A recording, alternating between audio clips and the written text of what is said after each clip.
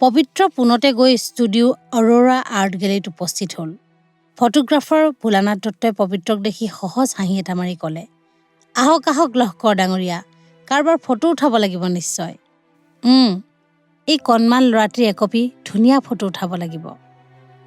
নিশ্চয় ধুনীয়া ফটো উঠাম। আৰু এটা কথা, মোৰ হাতত 3 কপি ফটো আছে। সেইকেইখন প্ৰিণ্ট কৰিব লাগিব 3 কপিকৈ। কিন্তু সাৱধান, আগৰ দৰে এইবাৰ যাতে কোনো কাঢ়ি নিব নোৱাৰে। নাই, এইবাৰ কোনো ডকাইতে নিব নোৱাৰে। আপুনি ফটোকেইখন দি যাওক, ভোলানাথ দত্তই ক'লে। পবিত্ৰই ফটো 3খন পকেটৰ পৰা উলিয়াই ভোলানাথক দিলে। ভোলানাথে ফটোকেইখন এখন এখনকৈ চালে। পবিত্ৰই ভাবিছিল যে ভোলানাথে ফটোকেইখনৰ ভিতৰত নিজৰ ফটোখন দেখি হয়তো উচপ খাই উঠিব। কিন্তু ফটোখন চাই ভোলানাথৰ মনৰ কোনো পৰিৱৰ্তন পৰিলক্ষিত নোহোৱাত পবিত্ৰ কিছু আচৰিত হ'ল। ভোলানাথে ষ্টুডিঅ'ৰ ভিতৰলৈ প্ৰশান্তক লৈ গ'ল। পবিত্ৰ ভিতৰলৈ নগৈ বাহিৰতে থাকি ইটো সিটো চাই থাকিল। হঠাৎ পবিত্ৰৰ চকু পৰিল আলমাৰী এটাৰ ভিতৰত থকা ভোলানাথৰ পোষ্ট কাৰ্ডৰ ছাইজৰ ফটোখনৰ ওপৰত। পবিত্ৰ লৰালৰিকৈ আলমাৰীটোৰ ওচৰলৈ গ'ল। ইফালে সিফালে এবাৰ চাই কোনো শব্দ নোহোৱাকৈ সাৱধানে পবিত্ৰই আলমাৰীটো খুলি ফটোখন উলিয়াই কোটৰ পকেটত ভৰাই ল'লে। অলপ পাছতে প্ৰশান্তৰ সৈতে ভোলানাথ কোঠাটোৰ পৰা ওলাই আহিল। হৈ গ'ল, বঢ়িয়া ফটো হ'ব, ঠেক ঠেককৈ হাঁহি ভোলানাথে ক'লে। এটা কথা, প্ৰিণ্ট কৰিবলৈ দিয়া 3খন সেই দৰিয়া মানুহজনৰ ফটোখন দিয়কচোন, পবিত্ৰই ক'লে।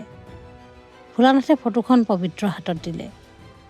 এইখন প্ৰিণ্ট নকৰিলেও হ'ব, বাকী 2খনকে 3 কপিকৈ প্ৰিণ্ট কৰিব। ফটো নিবলৈ কেতিয়া আহিম? কালিলৈ সন্ধিয়া 6 বজাত আহিব। ধন্যবাদ। পবিত্ৰই প্ৰশান্তক লৈ ষ্টুডিঅ'ৰ পৰা বাহিৰ ওলাল। চহৰৰ মাজে মাজে ঘূৰি পবিত্ৰই প্ৰশান্তক চহৰৰ সকলোবোৰ বস্তু এফালৰ পৰা দেখুৱাই যাবলৈ ধৰিলে। পবিত্ৰই এবাৰ পিছলৈ লক্ষ্য কৰি দেখিলে যে এখন বগা ৰঙৰ এম্বেচেডৰ কাৰ অনবৰত তেওঁলোকৰ পিছে পিছে ঘূৰি ফুৰিছে। পবিত্ৰই ইচ্ছা কৰিয়ে গাড়ীৰ গতিবেগ কমাই দিলে। মিঠাই খাবা সোণকণ? প্ৰশান্তক উদ্দেশ্যি পবিত্ৰই সুধিলে। খামতো, ৰসগোল্লা 5টা খাম, প্ৰশান্তই তপৰাই ক'লে। মাত্ৰ 5টা? তেন্তে 10টা খাম। বাৰু ব'লা।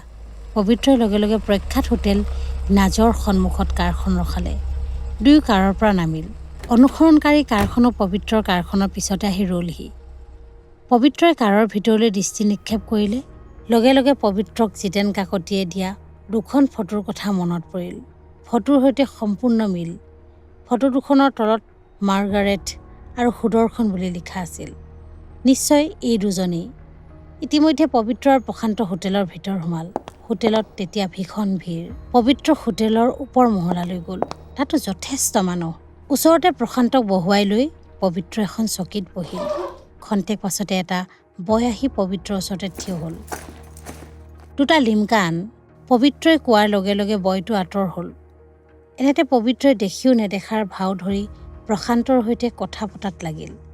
মাৰ্গাৰেট আৰু সুদৰ্শন আহি পবিত্ৰহঁতৰ অলপ ওচৰতে বহিল। এনেতে হোটেল বয়টোৱে 2 বটল লিমকা আনি টেবুলৰ ওপৰতে থলে।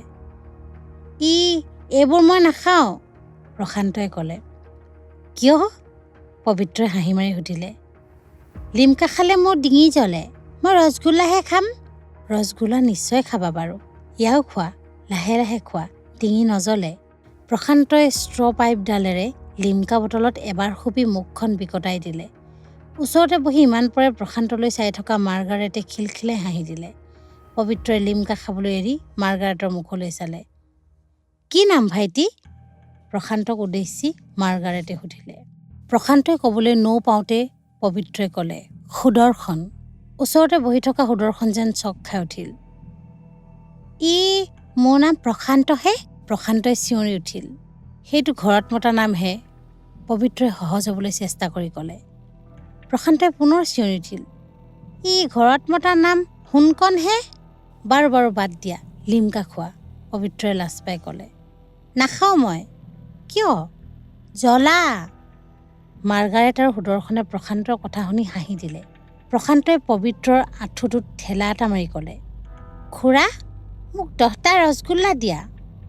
10টা? মাৰ্গাৰেটে হাঁহিবলৈ ধৰিলে। পবিত্ৰই 2টা ৰসগোল্লাৰ অৰ্ডাৰ দিলে। ৰসগোল্লা অহাত প্ৰশান্তই উফোন পাতি ক'লে, 2টা মই নাখাওঁ। তোমাক 10টাই দিম, আগতে এই দুটা খাই লোৱা। প্ৰশান্তই ৰসগোল্লা দুটা শেষ কৰি পবিত্ৰৰ মুখলৈ চালে। আৰু খাবা? পবিত্ৰই সুধিলে। নাখাওঁ। কিয়? মিঠা। প্ৰশান্তৰ কথাই আকৌ হাঁহিৰ জোৱাৰ উঠালে। মোৰো ঠিক এওঁৰ দৰে ভতিজা এটা আছে, সিও এনেকুৱাই, মাৰ্গাৰেটে ক'লে। ক'ত ঘৰ আপোনাৰ? পবিত্ৰই মাৰ্গাৰেটক সুধিলে। শিৱসাগৰত। আপোনাৰ? মই এই চহৰৰে বাসিন্দা। শিৱসাগৰৰ ক'ত ঘৰ আপোনাৰ? জেল ৰোডত। শিৱসাগৰলৈ আপুনি গৈছে নেকি? গৈছোঁ। তাত মোৰ এজনী বান্ধৱী আছে, জেল ৰোডতে ঘৰ। কি নাম বাৰু? মাৰ্গাৰেটে আগ্ৰহেৰে সুধিলে। মাৰ্গাৰেট। লাহেকৈ উত্তৰ দি পবিত্ৰই মাৰ্গাৰেটলৈ আৰ চকুৰে চালে। মাৰ্গাৰেট উচপ খাই উঠিল। কাণ মূৰ লগে লগে ৰঙা পৰিল। কোনোমতে সেই ভাৱ লুকুৱাই মাৰ্গাৰেটে পুনৰ ক'লে। মই চিনি নাপাওঁ। আপোনাৰ নামটো জানিব পাৰোঁনে? মোৰ নাম পবিত্ৰ লহকৰ। সহজভাৱেই পবিত্ৰই উত্তৰ দিলে। আপুনিয়ে প্ৰাইভেট ডিটেক্টিভ পবিত্ৰ লহকৰ নেকি? এবাৰ সুদৰ্শনে সুধিলে। হয়, পবিত্ৰই হাঁহি উত্তৰ দিলে। আপোনাৰ দৰে এজন ব্যক্তিৰ লগত আমি যে এনেকৈ চিনাকি হ'বলৈ পাম ভবাই নাছিলোঁ, মাৰ্গাৰেটে ক'লে। বহুদিনৰ আগৰ পৰাই আপোনাৰ লগত চিনাকি হ'বলৈ আমাৰ এটা ডাঙৰ অভিলাষ আছিল। আজি এনেদৰে আচম্বিতে পাই সুদৰ্শনৰ কথা শেষ নহওঁতেই পবিত্ৰই হাঁহি এটা মাৰি ক'লে। কিন্তু আপোনালোকৰ হে সম্পূৰ্ণ পৰিচয় নাপালোঁ। মোৰ নাম কান্তা চৌধুৰী। কলিকতাৰ নতুন বজাৰ পত্ৰিকা আৰু টাইমছ কাকতৰ মই সাংবাদিক। আৰু এওঁ মোৰ দাদা সঞ্জয়, অলপতে ডাক্তৰী বিদ্যা খাং কৰিছে। ধন্যবাদ। চিনাকি হৈ খুব ভাল লাগিল। নিশ্চয় কেতিয়াবা পুনৰ লগ পাম। আমি যাওঁ, আপোনালোক বহক। পবিত্ৰ বহাৰ পৰা উঠিল। কেতিয়াবা আমাৰো আপোনাক আৱশ্যক হ'ব পাৰে। অনুগ্ৰহ কৰি ঠিকনাটো দিবনে? সুদৰ্শনে ক'লে। নিশ্চয় দিম, কিন্তু মক্কেল হিচাপে নগৈ অতিথি হিচাপে গ'লে বেছি ভাল পাম। এইবুলি পবিত্ৰই নিজৰ নাম আৰু ঠিকনা থকা কাৰ্ড এখন মাৰ্গাৰেটৰ হাতত দি প্ৰশান্তৰ সৈতে ওলাই গ'ল। পৰহি নিশা জিতেন কাকতি চানমাৰি লৈ আহিছিল, দেৱজিতে ক'লে। চানমাৰি? কিয়? পবিত্ৰ আচৰিত হ'ল। চানমাৰি ডাক্তৰ প্ৰবীণ দাসৰ ঘৰলৈ। সেইদিনা আবেলি স্কুলৰ পৰা আহি থকা অৱস্থাত ডাক্তৰ দাসৰ ৯-১০ বছৰীয়া ল'ৰা এটিক ডকাইতে লৈ যায়। প্ৰবীণ দাসে পুলিচত খবৰ দিলে।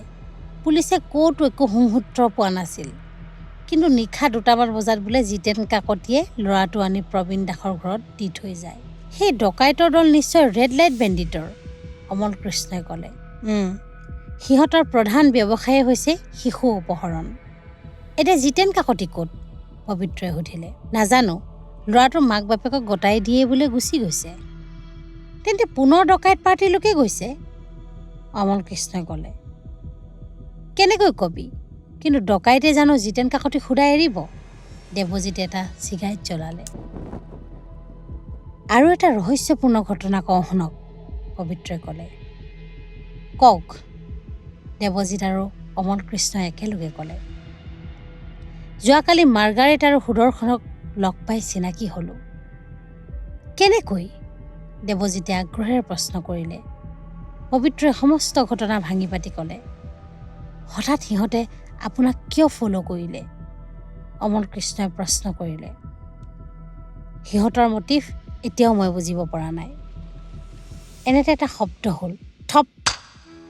লগে লগে অমল কৃষ্ণৰ মুখৰ চিগাৰেটটো মুখৰ পৰা ছিটিকি ক'ৰবাত পৰিলগৈ। তাকে দেখি দুৱাৰ মুখত থকা টয় পিষ্টলটো টোঁৱাই থকা প্ৰশান্তই খিলখিলাই হাঁহিবলৈ ধৰিলে।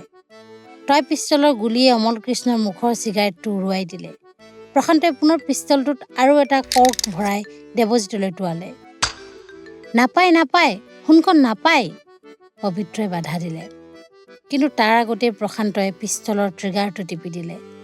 লগে লগে কৰ্কটো ওলাই গৈ পবিত্ৰৰ নাকত আঘাত কৰিলে।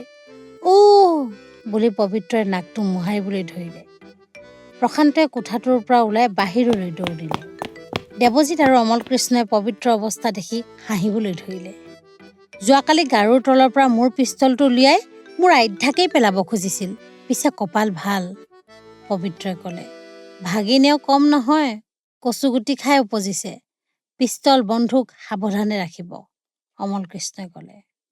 এনেতে পবিত্ৰ ভিতৰলৈ গ'ল।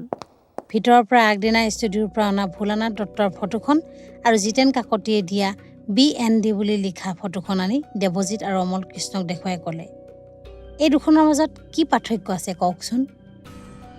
দাড়িখিনি, অমল কৃষ্ণই গম্ভীৰ স্বৰেৰে উত্তৰ দিলে। ভোলানাথৰ মুখত এইখন ফটোত থকা নিচিনাকৈ দাড়িখিনি আঁকি দিয়কচোন, পবিত্ৰই ক'লে। দেৱজিতে পকেটৰ পৰা কলমটো উলিয়াই ফটোখন আঁকিবলৈ ধৰিলে। অঁকা শেষ হ'লত পবিত্ৰই পুনৰ সুধিলে, এতিয়া কি পাৰ্থক্য আছে? নাই, অমল কৃষ্ণই ক'লে। তেন্তে BND আৰু ভোলানাথ মানুহ দুজন নহয়, এজনেই, দেৱজিতে ক'লে। কিছু সময়ৰ পাছত দেৱজিতে বিদায় ল'লে। পবিত্ৰ আৰু অমল কৃষ্ণই প্ৰশান্তক লগত লৈ চহৰ অভিমুখে অৰোৰা আৰ্ট গেলেৰীলৈ উদ্দেশ্য কৰি ওলাই গ'ল। পবিত্ৰহঁতে ওলাই যোৱাৰ পাছত আধা ঘণ্টামানৰ পাছত এখন বগা ৰঙৰ এম্বেচেডৰ কাৰ আহি পবিত্ৰৰ ঘৰৰ সন্মুখত ৰ'ল। কাৰখনৰ পৰা এজন লোক খৰধৰকৈ নামি আহি গেট খুলি ভিতৰ সোমাল। গাড়ী ৰোৱাৰ শব্দ শুনিয়েই ভিতৰৰ পৰা শিউলালে ওলাই আহিল। কিচকো চাহতা হে আই? অচিনাকি মানুহ দুজনক শিউলালে সুধিলে। এইখন চিঠি তোৰ মালিকে দিছে, ভিতৰত কোন আছে দে গৈ, মানুহজনে ক'লে। অন্দৰ আইয়ে, চিঠিখন হাতত লৈ শিউলালে ক'লে। মানুহজন গৈ ড্ৰয়িং ৰুমত বহিল। শিউলালে গৈ মালাৰ হাতত চিঠিখন দিলেগৈ। মালাই চিঠিখন পঢ়ি উচপ খাই উঠিল। চিঠিখন টেবুলতে পেলাই মানুহজনৰ ওচৰলৈ মালা লৰি ওলাই আহিল। ক'ত আছে তেখেত? ক্ৰন্দন জড়িত মালাই মানুহজনক সুধিলে। চিভিল হস্পিটেলত। আপুনি যদি যায় মোৰ গাড়ীতে যাবলৈ কৈছে, অৱস্থা সংকটজনক, মানুহজনে ক'লে। ব'লক, মই সাজু আছোঁ। মালা মানুহজনৰ লগত খৰধৰকৈ ওলাই গ'ল। মাইজী, আপ কাহা যা ৰহি হে? শিউলালে পিছফালৰ পৰা চিঞৰিলে, কিন্তু মালাই কোনো উত্তৰ নিদিলে। নিশা 9 বজাত পবিত্ৰই প্ৰশান্তক লৈ ঘৰ সোমাল। ঘৰত আহি মালাক নেদেখি পবিত্ৰ আচৰিত হ'ল। শিউলালক মাতি পবিত্ৰই প্ৰশ্ন কৰিলে, বৌ ক'ত? শিউলাল যেন আচৰিত হ'ল। আৰে সোণকণৰ মা ক'ত? আপিতো এক চিঠি দিয়া থা। চিঠি? শিউলাল তৎক্ষণাত দৌৰি গৈ ভিতৰৰ চিঠিখন আনি পবিত্ৰৰ হাতত দিলে। পবিত্ৰই লৰালৰিকৈ কম্পিত হস্তেৰে চিঠিখন খুলিলে আৰু পঢ়িবলৈ ধৰিলে। পূজনীয় বৌ, এইমাত্ৰ আহি খবৰ পালোঁ যে জিতেন দা বৰ্তমান এক দুৰ্ঘটনাত পতিত হৈ চিভিল হস্পিটেলত আছে। আপুনি শীঘ্ৰেই আহিব, মোক হস্পিটেলত পাব। ইতি পবিত্ৰ লস্কৰ। চিঠিখন পঢ়ি পবিত্ৰ আচৰিত হ'ল। এই চিঠি কোনে দিলে? পবিত্ৰই শিউলালক সুধিলে। এক আদমি ফাৰ্ষ্ট ক্লাছ মে আয়া থা। কেনেকুৱা ৰঙৰ? উশাহ নোপোৱাকৈ পবিত্ৰ সুধিলে। সফেদ। বগা? জি। কিমান সময় হ'ল? 3.5 ঘণ্টে। 3 ঘণ্টা? তই সোণকণক চাবি। পবিত্ৰ পুনৰ গাড়ীত উঠিল। ময়ো যাওঁ খুৰা, প্ৰশান্তই চিঞৰি উঠিল। পবিত্ৰই কাণ নিদিলে। প্ৰশান্তই কান্দিবলৈ ধৰিলে। পবিত্ৰই কিন্তু সেই কান্দোনলৈ কাণ নকৰি তীব্ৰ গতিৰে গাড়ী চলাই দিলে।